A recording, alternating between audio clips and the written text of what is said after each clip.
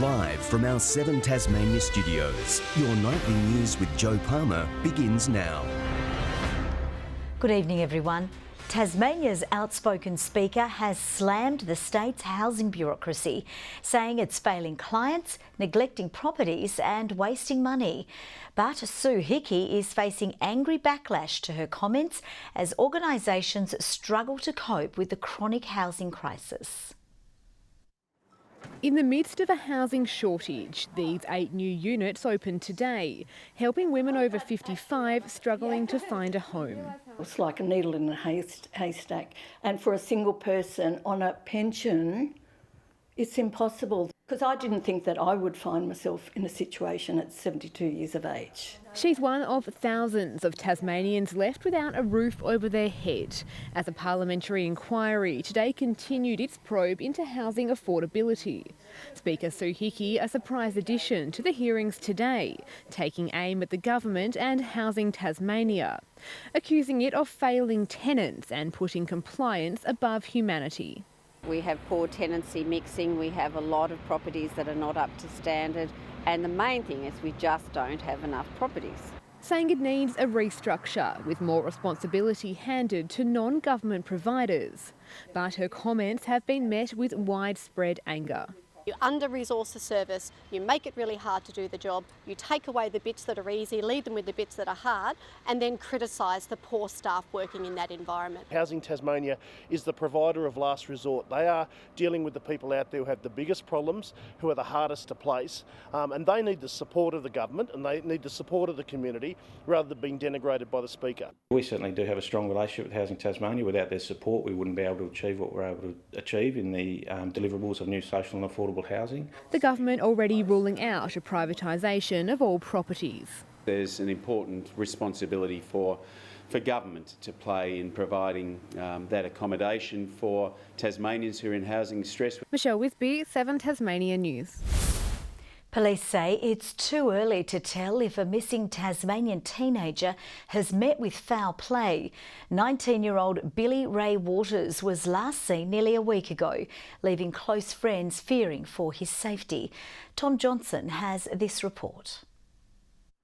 It's now been 6 days since teenager Billy Ray Waters was last seen here on Holbrook Street in Invermay. Friends reported him missing on Sunday. Police are now appealing to the public for help.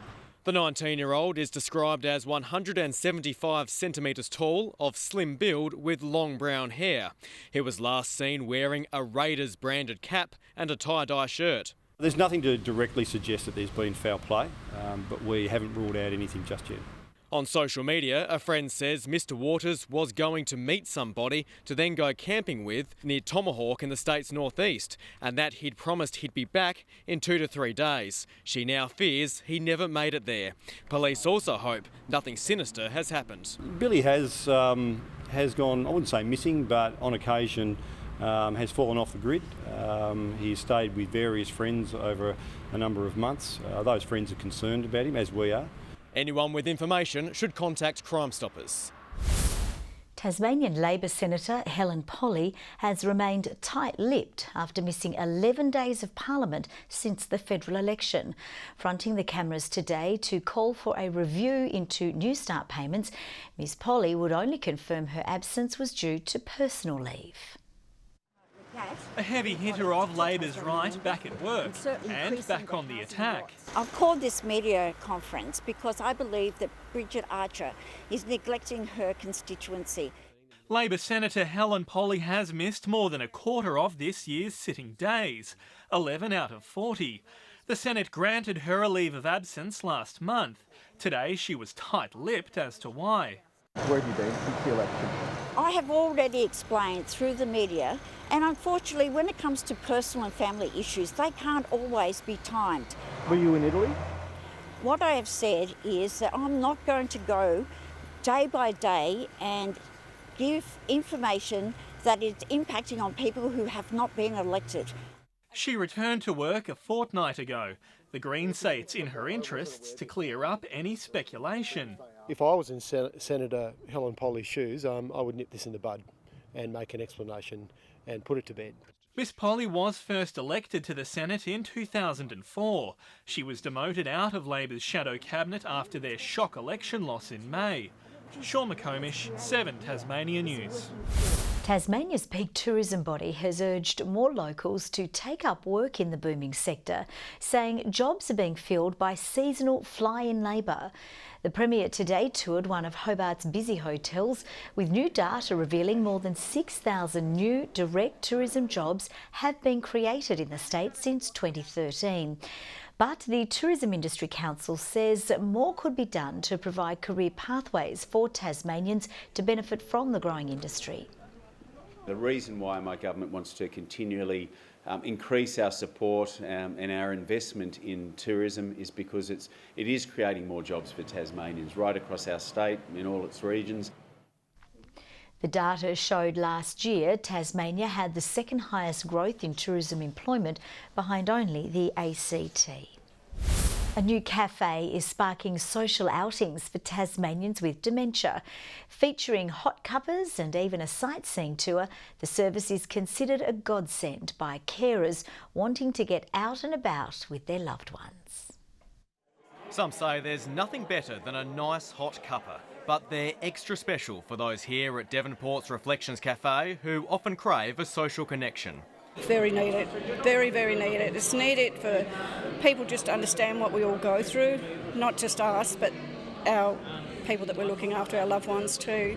Kathy's husband has dementia. She says having somewhere local to meet people in her shoes is long overdue. Just to get him out in amongst people that understand, because really it's hard out there in amongst everybody else that doesn't. When you look at the latest predictions, 250 people a week being diagnosed with dementia is terrifying. A similar cafe opened in Ulverston earlier this year. Carers hope this latest edition helps more people understand dementia through a chat or even a poem. Do not lose your patience with me. Do not scold or curse my cry. I cannot help the way I'm acting. Can't be different, though I try. And as a post-cuppa treat, a pedal-powered sightseeing tour caps off the day. The cafe will be open every second Wednesday at the Devonport Senior Citizens Club. Tom Johnson, 7 Tasmania News. He's conquered the overland track and point to pinnacle. Now, Jack Duffy and his family want to complete a marathon. They'll join a group of families to run next month's Launceston Marathon, hoping to inspire others affected by disabilities. For many, completing next month's Launceston Marathon will be a personal achievement. But for this group, they'll pound the pavements to give children with disabilities a unique experience. We're about giving kids with disabilities, their families, about giving them adventures and things to do in life that they normally couldn't do. Just Like Jack was founded in honour of Jack Duffy. He was born with cerebral palsy spastic quadriplegia, leaving him unable to walk or speak. But the condition hasn't stopped him living an active life, with he and Dad Chris completing the Point to Pinnacle, the gruelling overland track, along with kayaking from Launceston to Hobart. And next month, a group of adults and children is looking to add a marathon to that list, thanks to the latest technology. It's good quality gear that we have. We have some other chairs as well that we got from the United States, and we can get anything from a small child up to an adult in one of those. Scott says it'll be an experience the kids involved will enjoy. A lot of people will look at the kids and just think, well, you know, how do you know they're having fun? Well, you can just tell. You just know they're having fun. Marathon organisers have welcomed Just Like Jack's interest, hoping it'll inspire others to take part. Gels perfectly with everything that Launceston Marathon stands for. We want to make it accessible to everyone, and this is just another way of proving that it's possible. John Hunt, 7 Tasmania News. The buzz is building ahead of the NBL Blitz tournament, with fans set to pack stadiums around the state to watch some of the country's top basketball players do battle. And for our best local talent, it could prove a big chance to catch the eye of NBL scouts. After reinvigorating his passion for coaching at the helm of the Hobart Huskies, Chivers will lead the NBL 1 All-Stars side for next month's Blitz against the towering figures of the National Basketball League. It's going to be a challenge, but that's the fun part of it. That'll be the exciting part for us as coaches, to try and figure out a way to beat them, and an exciting and a fun part for the players to be able to go up against those sort of guys. Former Hobart Huskies and Northwest Thunder stars Zach White and Lachlan Barker have been named in the All-Stars squad to take on the Brisbane Bullets and Cairns Taipans, with the pair keen to make a big impression on the court. We haven't had this kind of attention yet, and so it should be good for me and the other guys to show what we can do, and also show how serious the league is, the NBL 1. The guys in Brisbane, like Sobe and all them sorts of guys, like that would be great to go against. And yeah, I'm excited, really can't wait to go out there and give it a crack. And although punters won't get to see drawcard Andrew Bogut in action after the Sydney Kings and former Golden State Warrior pulled out of the tournament, fans are still being urged to fill stadiums around the state to send a clear message to the NBL. If our aspiration and our plan is to be in the NBL, then we've got to be able to support these events and just talk with our feet. The Blitz will see all 9 NBL teams playing games across Tasmania, including the Northwest Coast, with a 4-day tournament beginning on September 19. Tom Cooper, 7 Tasmanian News. A dilapidated 100-year-old yacht has become the focus of a new work experience program aimed at helping young Tasmanians crack the job market. The former Sydney to Hobart vessel is now in desperate need of restoration, a project offering hands-on skills training. A significant part of Australia's maritime history, sitting dilapidated on Hobart's waterfront. The Mistral 2 is a shell of its former self. And Mistral 2 is a very famous yacht. It competed in the very first Sydney to Hobart yacht race. It actually competed in 6 Sydney to Hobart yacht races. Far from its glory days, the yacht is in desperate need of a loving restoration. Its most recent owners donating it to the Windward Bound Foundation for their newest work skills program.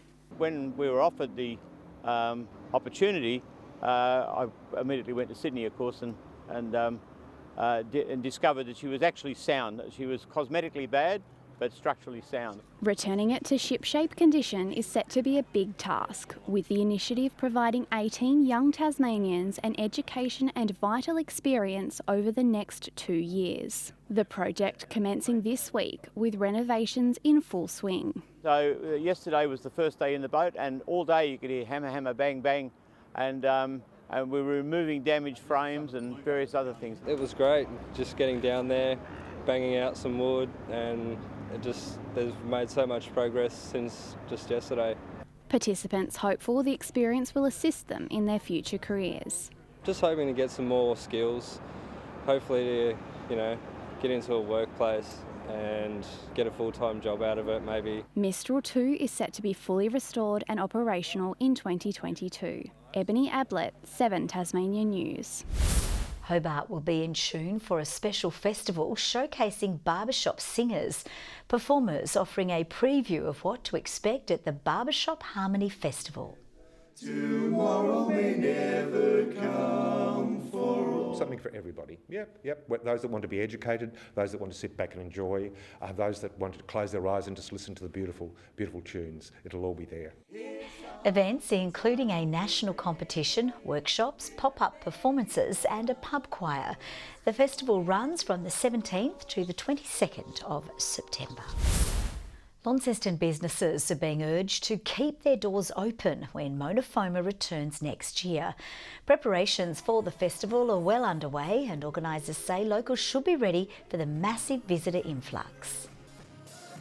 The people that we bring to the city, it's an amazing opportunity for them to create more of an economy for themselves at the end of January, which historically has been a slightly quieter period for Launceston. And it's really about ensuring that anybody coming to the festival is going to be able to look into the websites and the other tools that we have available, see a whole bunch of other things that they can do, not only around the city, but also around the region. An industry session will be held at Pepper's Silos tomorrow night at 5:30. The TSL, and it's set to be an emotional game of football at the Twin Ovals this Saturday, with the Tigers and the Roos competing for a new memorial trophy, and both clubs will be keen to bounce back from some disappointing losses. The inaugural Godomsky-Riewoldt Trophy adds extra significance to Saturday's clash. It's named in honour of Tigers president Paul Godomsky's son Alex and former Clarence player Jack Riewoldt's cousin Maddie. Both passed away due to bone marrow failure. We had Paul come in on Monday night, talk to the playing group after our review, about Alex's legacy and his story. It was pretty emotional, to be honest. It's about creating awareness, and this is a really positive spin-off, I suppose, for footy clubs in general, is that they can do these days and create some awareness. With the Tigers preparing to head into the unfamiliar territory of finals footy, coach Trent Bomella says his men learnt a valuable lesson during last weekend's 23-point loss to Glenorchy after squandering 19 chances in front of the sticks along with the early lead. Just understand those moments when we are on top and we do have dominance, that we really need to go on with it, and that's that next step for us as a group. Well, Clarence will be out to finish off a disappointing season on a positive note following the side's 65-point loss to Launceston, which came just a week after the Roos' shock win over Lauderdale. We were disappointing. I thought our aggression around the ball and our willingness to really want to hunt the opposition wasn't there on the weekend, which was disappointing after a really good result the week before. The opening bounce is at 2 p.m. at the Twin Ovals. Meantime, former UFC fighter Razor Rob Wilkinson will headline TFC 2 at Hobart City Hall next Saturday.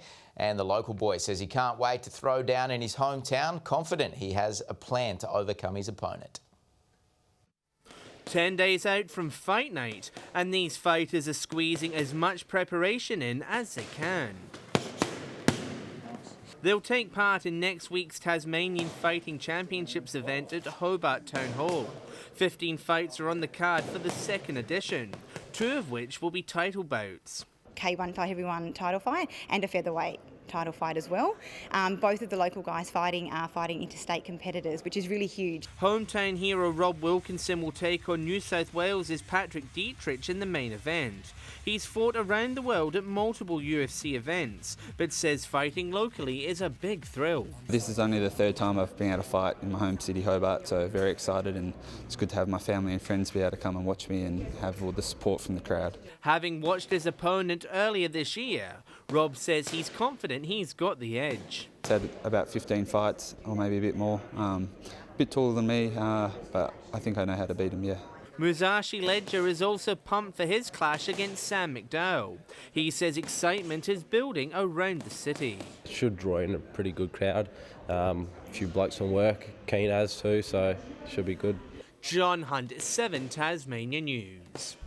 Good evening. Hobart was the state's warmest today, reaching a high of 16, 15 at Burnie, Launceston a top of 14 and Devonport 13. Other centres today, a high of 13 across Strawn, Lowhead and Flinders Island, 14 at both King Island and Smithton and a top of 15 at St Helens. On the close-up, extensive low-level cloud over the west and north of Tasmania, while the rest of the state is looking mostly sunny. Further out shows areas of low cloud over Tasmania and the waters to the south of the mainland, while speckled low-level cloud in cold air is over southwest WA. Tomorrow shows a high over New South Wales and southern Queensland, with a cold front sitting over southeast WA and another just off the west coast of Tasmania. Northwesterly winds tomorrow 20 to 30 knots, reaching 35 knots about the southwest, swells up to 3 metres in the west and south and below 1 metre in the north. A gale warning is current for southwestern coastal waters from southeast Cape to low Rocky Point for northwesterly winds, and a strong wind warning is also current for all remaining coastal waters except the lower east coast from One Glass Bay to Tasman Island. Tomorrow's forecast now: Hobart reaching a high of 16, rain developing at Cygnet, 17 at New Norfolk. In the north, rain developing across Launceston and Devonport, Campbelltown 13. Rain is expected tomorrow with a high of 13 across Burnie, Strawn and Smithton, a high of 15 at both St Helens and Fingal, 16 at Swansea. Looking ahead to the 3-day forecast now: Friday, showers in the north and west, mostly clearing in the evening. Saturday, fine apart from possible showers in the northwest in the evening. And Sunday, showers in the north increasing and extending to the west in the afternoon. Capital cities looking at mostly sunny across Perth, Brisbane and Darwin, a sunny 22 in Sydney, and Melbourne a high of 16. And on to current temperatures: Hobart mostly cloudy 12, Launceston currently 10 and Devonport cloudy with a top of 11. That's all in weather tonight. Back to you, Jo. That's all from the news team for now. Thanks so much for your company. We'll see you a bit later. Bye-bye.